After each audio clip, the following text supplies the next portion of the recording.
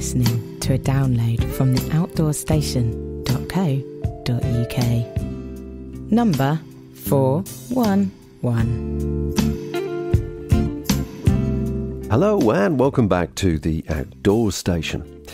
Well, let's start off with something different. First, I need to start with a humble apology. And this goes out to Jason Herriot, who I mentioned last week, as he had suggested via our newsletter sign-up that Sarah Outen would be a good person to interview.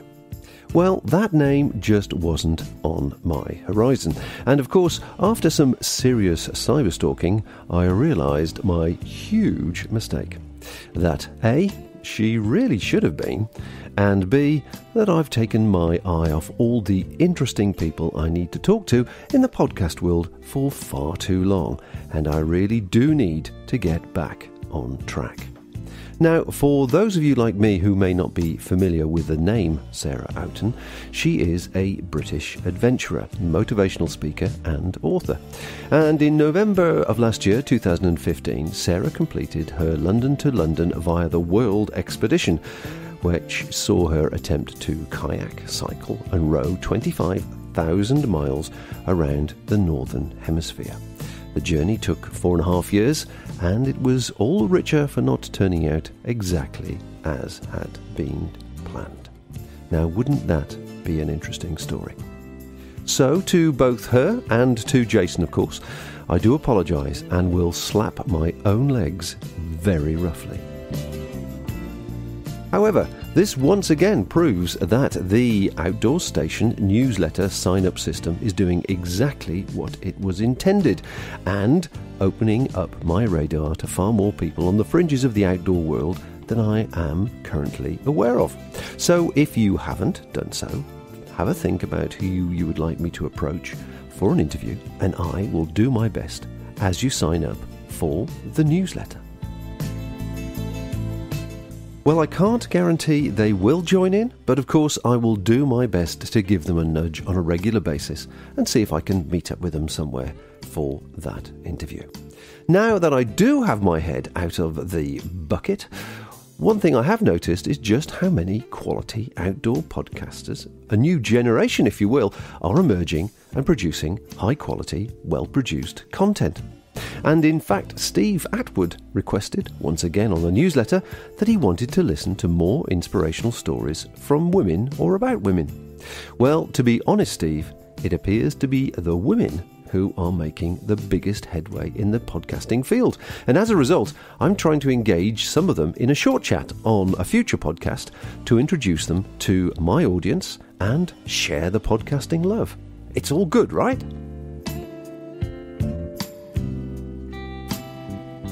So, I have a question for you. Do you ever wonder what would happen if you said yes more? Do you find others these days say no to you more and more often, and this results in you hiding away behind your screen, muttering how bad life is and how it is all so unfair? Would you like to recharge your yes batteries and re-energise your motivation to take on the world on your own terms and start doing instead of just watching? Well, I have some news about a gathering this coming weekend which could be right up your street. Saying yes means you become more interesting. You create memories and learn new skills. You learn to communicate better and surround yourself with good people. Saying yes more means something different to everyone, depending on their stage in life and their needs at the time. Well, there's a festival about to happen in the UK, just outside of London, and Dave Cornthwaite is the founder of Say Yes More. October 21st to the 23rd is the second ever Yestival, which is run by an organisation called Say Yes More, which encourages and enables people to make the most of their lives, to find work that matters, to effectively go around being a little bit happier than the average person you see in a city, and really making life count and having a positive impact. So at Yestival we have a lineup of over 35 speakers from the world of adventure, business, science, all change makers and trailblazers, people who are just this perfect example of having an idea but then acting on it. And the brilliant thing is all of the speakers, they come and speak for free, but then they stay for the whole weekend. So you'll have a chance to chat to them around the fire and in the dinner queue and realise that actually, despite all of the cool things they've done, they're very, very normal. And by the end of the event, all 400 of the guests will be suitably inspired, but also equipped with a bunch of tools which are transferred on Saturday afternoon and Sunday morning to ensure that they don't wake up on the Monday afterwards thinking that was a good weekend, but now life resumes as normal. The plan is that it doesn't. How long has it actually been running? Well, this is our second Yestival. We decided to do the first one October last year, just 8 weeks before it happened, and none of the team, led by myself, had any festival organisation experience. Not that really mattered. I think we have a sense of audacity within the Say Yes More ranks of, you know what, things just work out if you decide to start them positively and with good intention. And like any big adventure, you know, organising a festival is effectively just making a big list of things that you need to do in order to make it happen and then ticking them off. So, yeah, this is year 2. And in this crazy fortnight leading up to this year's, it's very nice now to be able to look back at last year's event as a tangible reminder of why we do it and why it's worth it. It's good to have material like that to look back on, and certainly I've stumbled across the event because I've been following some of the people who are going to be speaking there for you, and it's interesting the way that they've presented it and their thoughts on it, as well as obviously since then hearing about other people's comments on the actual event itself. Yeah, I think this idea of saying yes more, of making the most of our time, it means something different to everybody. We all come at life from our own unique angle, which makes it a really beautiful community. I've been a professional adventurer for the last 10 years, and last year decided to do a social project to try and turn my Facebook audience into real friends. So I did it by inviting people camping. Meet me at Liverpool Street Station underneath the clock, and we'll go out for a night and see what happens. And 19 people turned up on that first micro adventure, and then throughout the summer I held 20 campouts, and we had hundreds of people come out. And then it almost seemed sensible that we held a festival at the end of the year, both to celebrate the bringing together of this community, but also everything that had happened. You know, there are so many people out there who are probably not surrounded by people who nurture them perfectly. So when you end up spending time with people who are willing to go camping near London with a whole bunch of strangers, they're the type of people also who will support you through, you know, quitting your job and starting up a new business, or going and doing a big adventure, whether it be swimming down a river or doing an Ironman or cycling around the world. And now this community's grown since June 2015, after that first camp out, to over 3,000 people. A lot of them are in the UK, but we've got hundreds and hundreds around the world as well, from Rome to South Dakota to Sydney. And I think this is a human thing. We're just trying to make positivity in a very non-hippie sense normal, as opposed to this typical Englishness that we possess, not to talk to strangers and to commute in grumpy silence. Do you think positivity and saying yes has diminished with the advent and penetration that social media has had in our life, the ability to actually sit behind a box and not really communicate with other people? Well, yeah, I mean, that's definitely part of it. Although I think the real beauty of social media is when it brings people together in a very real sense, person to person, face to face.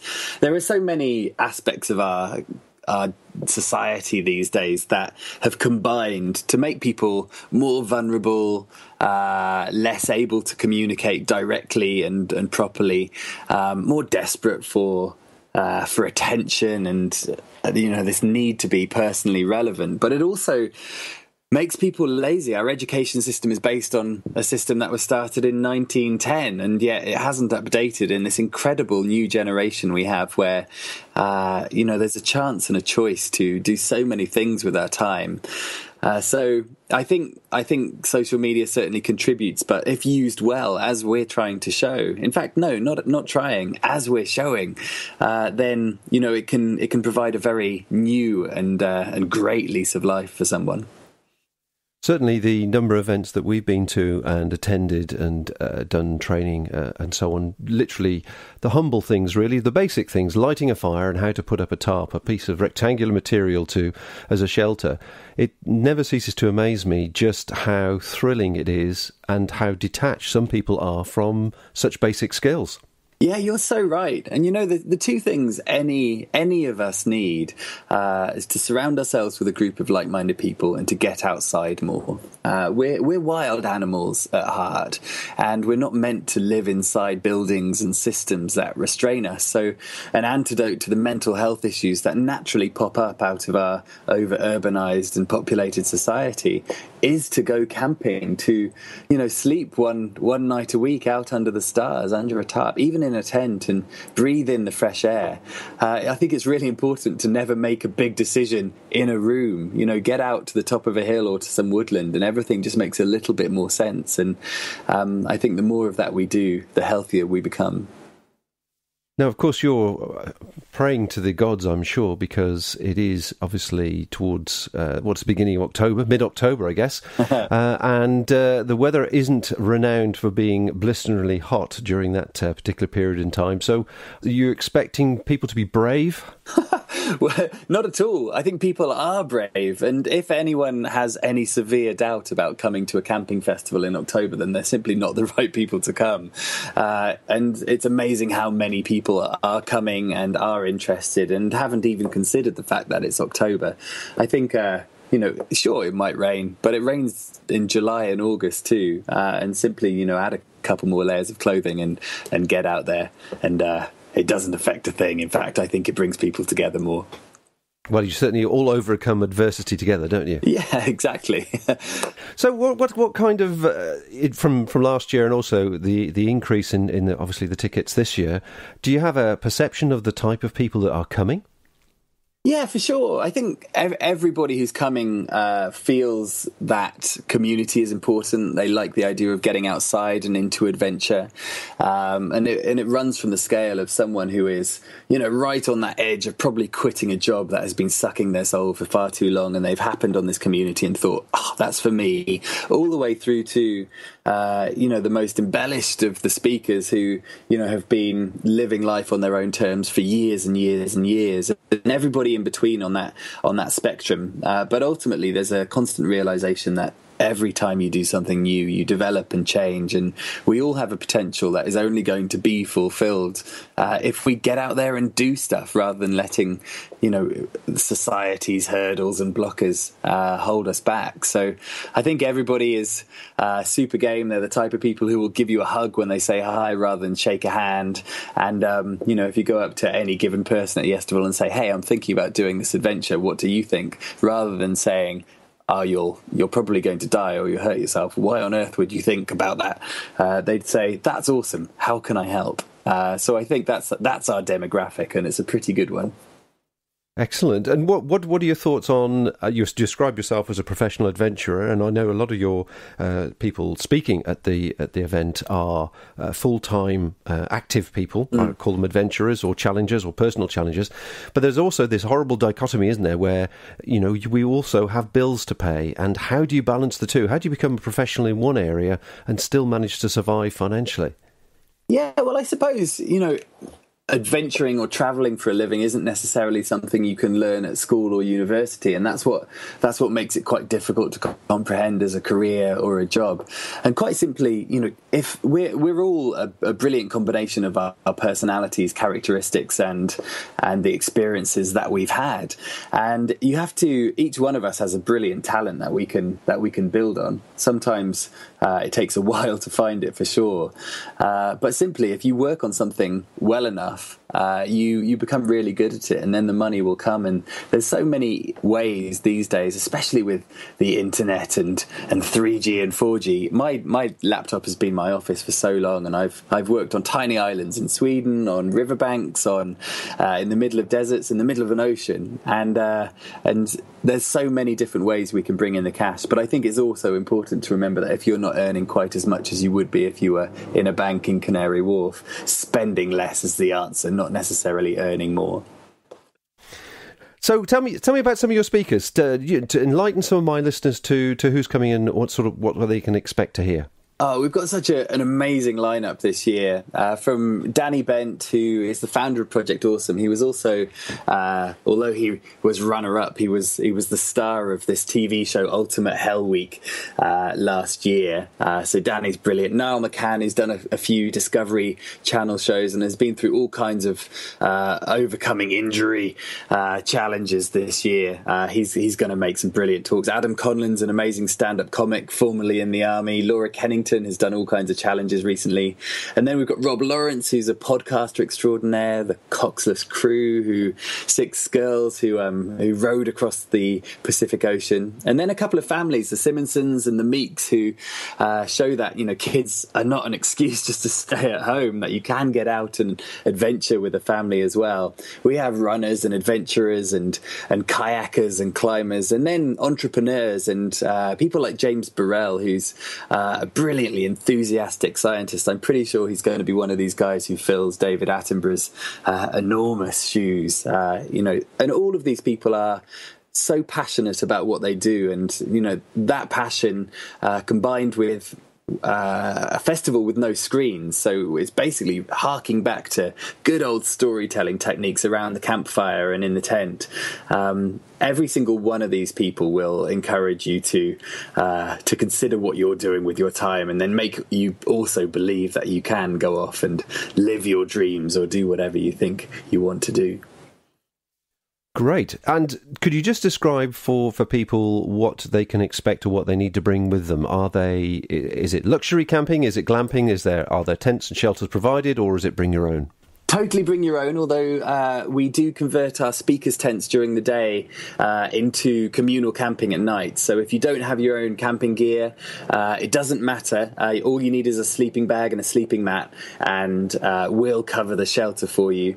It is going to be a bit chilly at nights for sure, but the forecast is looking pretty dry. So, come make sure that you've got a few warm layers, and then bring a smile, basically. The weekend is completely laid on. The ticket price includes 6 meals, so food all the way from Friday dinner through to Sunday lunch, and it's a festival about talking and ideas and motivation, and then sure, we have a bit of music and booze in the evenings, but ultimately by the time you leave you will have 300 brand new friends and 100 new ideas to take you forward. And for the more sensitive people that might be listening to this or trying to persuade their other halves to come along, what about the basics such as toilets and showers? I'm afraid there's no showers, but it's only a couple of nights. It's just Friday and Saturday night, and you'll be back home by Sunday evening. There are, of course, toilets. There's portaloos throughout, so kind of typical festival arrangement. And anything that you need. We have an amazing volunteer crew of 25 people walking around in our sapphire blue hoodies with Say Yes More on the front, ready to help you out. But I think even those who maybe second guess themselves, when they turned up at Yestival last year, they completely forgot about the need to have a shower and all of these modern day conveniences that makes us a little bit soft, just for a weekend. And in exchange for that basic compromise, you get so much more. And actually 25% of the audience last year turned up alone, not knowing anybody, and I think pretty much all of them will be back again this year. One final question then. I listened to the podcast that's on your page relating to last year's event, and there was the young lad that was cycling to China. Mm-hmm. Do you happen to know where he is now, a year later? I believe Tommy's journey... Yeah, his name's Tommy Scargill. His journey has so far taken him to Russia. Tommy's departure on his bike laden with panniers and gear through a crowd of 200 people last year was certainly one of the highlights of the festival in 2015, and we've got a very similar moment coming up on Sunday the 23rd. Helen Proudfoot is going to be leaving again on a bike, and we'll form an enormous avenue for her, and she's leaving Festival en route to New Zealand. It's a moment like that can't help everybody else think, wow, what have I got in the locker? What can I bring back to Yestival next year so I can actually speak about it? The Outdoor Station is your one-stop shop for audio and video entertainment for the self-powered traveller. You can find us online, on internet radio, on smartphones, on smart TVs, on YouTube, on Apple TV, on Now TV and on Facebook. You can also stream us live via the iTunes app or TuneIn radio app. The list is continually expanding, and for full details of how to subscribe, download or stream and enjoy our massive free library, please visit theoutdoorstation.co.uk. If you've listened to that and you think, I really do need to recharge my Yes batteries, then that's certainly a place worth attending. The details can be found on the website, which is sayyesmore.com. The festival, the Yestival, runs from the 21st to the 23rd of October 2016, and your ticket prices include food and camping and all the talks that you will be able to listen to. I really would like to be there. In fact, I'm desperate to be there if at all possible. However, I have this massive family commitment which clashes with that weekend. And I'm really disappointed if I can't make it, as so many people I've recently been in touch with at the request of our listeners on the newsletter will be there to talk to. So I can only hope they get in touch after and share the love, and we can get to talk more about their stories. Let me just give you an idea of some of the people that I know I'm going to miss out on.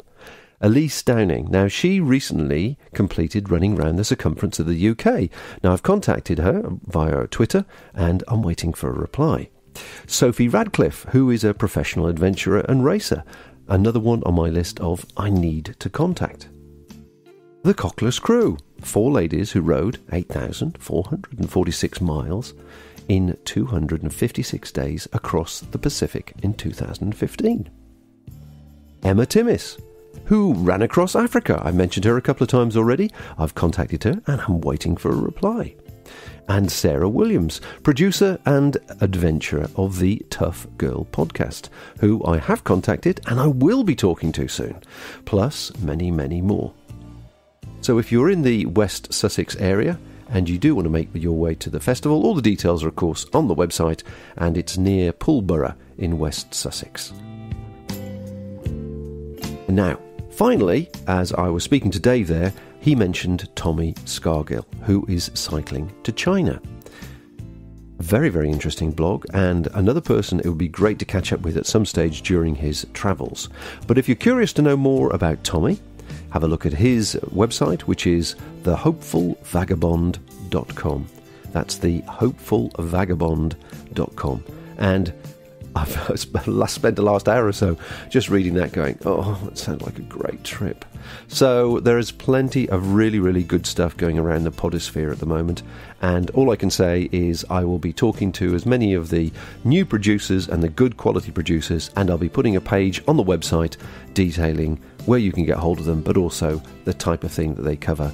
And hopefully it'll open your iPod or your MP3 player to a wealth of new quality material. So until next time, folks, I shall leave you with another one of my outdoor sayings, this time from Frank A. Clark. If you can find a path with no obstacles, it probably doesn't lead anywhere. Bye for now. Thank you for listening to this podcast. To hear or see more from our extensive free library, please visit theoutdoorstation.co.uk.